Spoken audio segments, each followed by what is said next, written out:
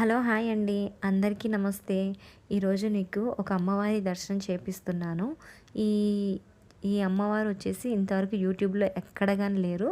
First ఈ విధంగా నేనే యూట్యూబ్‌లో పోస్ట్ చేస్తున్నాను. అయితే ఇంకా ఈ అమ్మవారు అంత ఫేమస్ అయితే కాలేదు. కాకపోతే బోయకొండ గంగమ్మ తర్వాత ఇక్కడొచ్చేసి చిన్నగా అమ్మవారు గంగమ్మ, ఇక్కడొచ్చేసి బంగారుపాలెం నుంచి ఈ గుడికి 5 కిలోమీటర్లు ఉంటది. ఈ అమ్మవారు వజ్రాలపుర గంగమ్మ అనమాట. ఇంకా కొంచెం ముందరికి మనం పలమనేరు సైడ్ ఆ విధంగా వెళ్తే మాత్రం అక్కడ బోయకొండ గంగమ్మ. ఆ అమ్మ అందరికీ తెలుసు. ఈ అమ్మ ఇంకా నిదానంగా ఫేమస్ అవుతుంది. చిన్న చిన్నగా అడుగులు వేసుకుంటూ వస్తుందన్నమాట అమ్మవారు. అంటే ఈ గుడి పనులనేది చిన్న చిన్నగా అభివృద్ధి చెందుతూ ఉందన్నమాట ప్రజెంట్.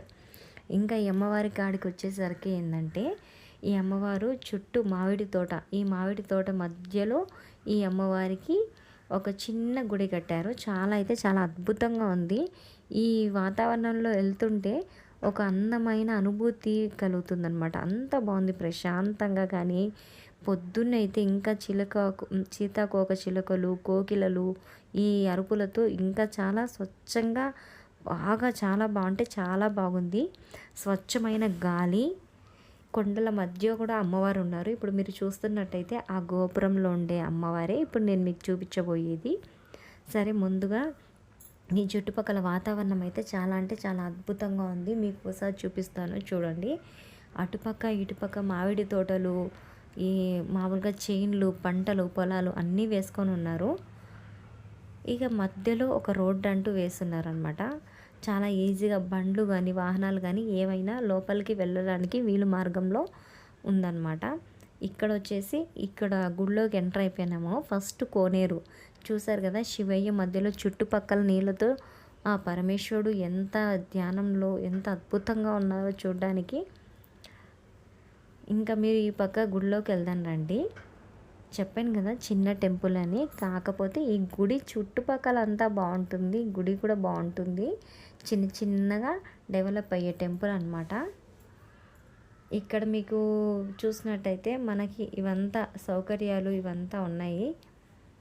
ఇంకా మనం పైకి వెళ్తే అక్కడ ఫస్ట్గా మనకి దర్శనం ఇచ్చేది గణేశుడు. ఏ గుడికి వెళ్ళినా ఫస్ట్గా మనకు ముందుగా దర్శనం ఇచ్చేది ఎవరు? ఆ వినాయకుడు లేదా గణేశుడు కదా. తర్వాత మనకి ఎవరిస్తారంటే నెక్స్ట్ సుబ్రహ్మణ్య స్వామి, దేవసేన, వల్లి వీళ్ళు. కాబట్టి మనం ఫస్ట్ దర్శనం ఎప్పుడు కానీ ఏ గుడికి వెళ్ళినా ఫస్ట్ వినాయకుడి దర్శనం అయితే అవ్వాలి. వినాయకుడు దర్శనం అయిన తర్వాతే మళ్ళీ దేవుడి దర్శనం అయినా చేసుకోవాలి. అది అందరికీ తెలిసిందేగా ఫస్ట్ వినాయకుడు అని.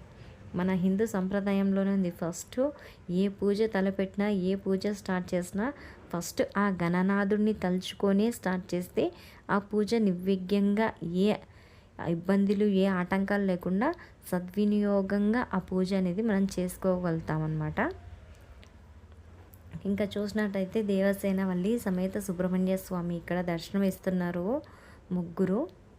ఇక్కడ మీరు స్వామివారిని కూడా దర్శించుకోండి.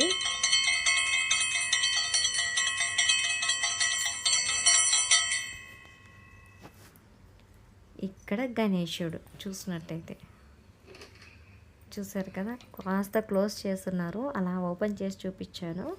ఫస్ట్ మనం ఏ గుడికి వెళ్ళినా ఫస్ట్ గణేశుడికి ఒక నమస్కారం వేసుకొని వెళ్ళాలి. ఇంకా తర్వాత వచ్చేసి పైకి వెళ్దాం. ఆ గణేశుడికి అమ్మైన గంగాదేవి పైన ఉన్నారు అమ్మవారు. మళ్ళీ అమ్మని దర్శించుకుందాం రండి. ఈరోజు చాలా విశాలంగా భక్తులతో కిటకిటలాడుకోకుండా చాలా ప్రశాంతంగా ఉంది. మామూలు రోజుల్లో అయితే ఎక్కువ జనాలు ఉంటారన్నమాట. ఈ రోజుల్లో అయితే కాస్త తగ్గింది జనాలు. శుక్రవారము, మంగళవారము ఆ టైంలలో అయితే ఏ గుడికి వెళ్ళిన అమ్మవార్లు గుడికి వెళ్తే అక్కడ ఫుల్ రష్గా ఉంటుంది. నేను మామూలుగా బుధవారం రోజు వెళ్ళాను కాబట్టి ఈ విధంగా అన్నమాట. చూసారు కదా ఎంత బాగుందో. అమ్మ కూడా సింపుల్గా రెడీ చేశారు. ఇంకా మంగళవారం, శుక్రవారం ఆ రోజుల్లో అయితే అమ్మవారు చాలా మంచిగా రెడీ అవుతారనమాట. ఎందుకంటే భక్తులు ఆ రోజు చాలా కిటకిటలాడుతూ ఉంటారు అమ్మవారి గుళ్ళల్లో. చూసారు కదా చుట్టుపక్కల కొండలు, మధ్యలో అమ్మవారు, అమ్మవార్లు ఎప్పుడు కానీ అడవిలలో ఇలాంటి మంచి మంచి ప్లేస్లలోనే ఉంటారు. ఎందుకో మరి వాళ్ళకి అలాంటి ప్లేస్లు అంటే చాలా ఇష్టమేమో. ఎప్పుడు కానీ దేవుళ్ళు కొండ మధ్య లేదా చుట్టుపక్కల పచ్చని వాతావరణం మధ్యలో అలా ఉంటారు ఎక్కడ చూసిన అమ్మవార్లు. ఇక్కడ మాకు వచ్చేసి ఈ అమ్మవారు గ్రామ దేవతగా ఉన్నారనమాట. ఇక్కడ పరమేశ్వరిని కూడా నీట్గా అలంకరణ చేసేసి స్వామివారిని కూడా రెడీ చేస్తున్నారు. ఓం నమ శివాయ, ఓం నమ శివాయ, ఓం నమ శివాయ. పార్వతీపతి హర హర మహాదేవ శంభో శంకర. పార్వతీపతి హర హర మహాదేవ శంభో శంకర. ఇక స్వామివారి దర్శనం అయిపోయి